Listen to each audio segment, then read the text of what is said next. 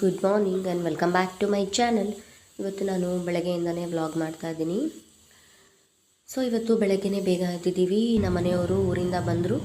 So ಇವತ್ತು ಬೆಳಗ್ಗೆನೇ ಎಲ್ಲರೂ ಬೇಗ ಎದ್ದಿದ್ದೀವಿ. ಹಾಗೆ ನಮ್ಮ ಪಾಪನೂ ಕೂಡ ಬೆಳಗ್ಗೆನೇ ಬೇಗ ಎದ್ದು ಆಟ ಆಡ್ಕೊಳ್ತಾ ಇದೆ.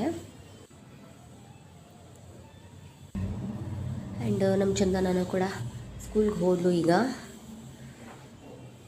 ಆ್ಯಂಡ್ ಮನೆಯಲ್ಲೆಲ್ಲ ಸ್ವಲ್ಪ ಕೆಲಸ ಮುಗಿಸ್ಕೊಂಡು ಮಧ್ಯಾಹ್ನದಿಂದ ಮತ್ತೆ ಈ ವ್ಲಾಗ್ನ ಸ್ಟಾರ್ಟ್ ಮಾಡ್ತಾಯಿದ್ದೀವಿ.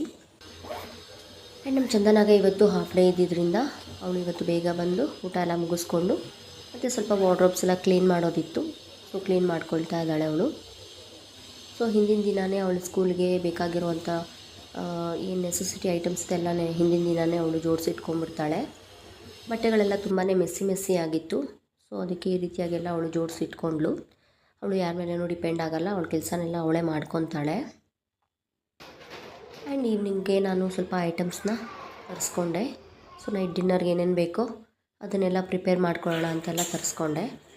ಆ್ಯಂಡ್ ಇವತ್ತು ದೋಸೆ ಮಾಡೋಣ ಮತ್ತು ಅದ್ರ ಜೊತೆಗೆ ಚಟ್ನಿ ಮಾಡೋಣ ಅಂತೆಲ್ಲ ರೆಡಿ ಮಾಡಿ ಇಟ್ಕೊಳ್ತಾ ಇದ್ದೀನಿ. ಚಟ್ನಿಗೆ ನಮ್ಮನೇಲಿ ದೋಸೆ ಮತ್ತು ಚಪಾತಿ ಸ್ವಲ್ಪ ಜಾಸ್ತಿ ಇಷ್ಟಪಟ್ಟು ತಿಂತಾರೆ.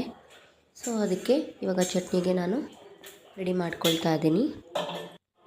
ಚಪಾತಿಗೆ ದೋಸೆಗೆ ಚಟ್ನಿ ತುಂಬಾ ಕಾಂಬಿನೇಷನ್ ಚೆನ್ನಾಗಿರುತ್ತೆ.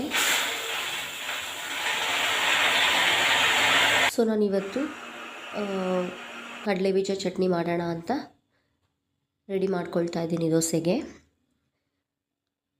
ಇದು ರೈಸ್ಗೂ ಚೆನ್ನಾಗಿರುತ್ತೆ, ಚಪಾತಿಗೂ ಚೆನ್ನಾಗಿರುತ್ತೆ ಆ್ಯಂಡ್ ದೋಸೆಗೂ ಕೂಡ ಈ ಚಟ್ನಿ ತುಂಬಾ ಚೆನ್ನಾಗಿರುತ್ತೆ ಟೇಸ್ಟು.